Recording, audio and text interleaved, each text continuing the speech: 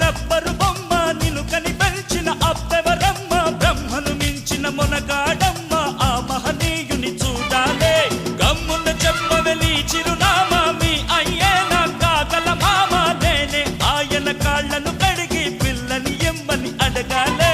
కొంపలు ముంచకే వంపుల పాప అమ్మమ్మో కళ్ళను చూస్తే కాళ్ళే వణికి కాళ్ళను చూస్తే కళ్ళే తిరిగి ఏమైపోతామో మత్తును రేపే మహారాణి కొత్తగా ఉందే నీ బాణి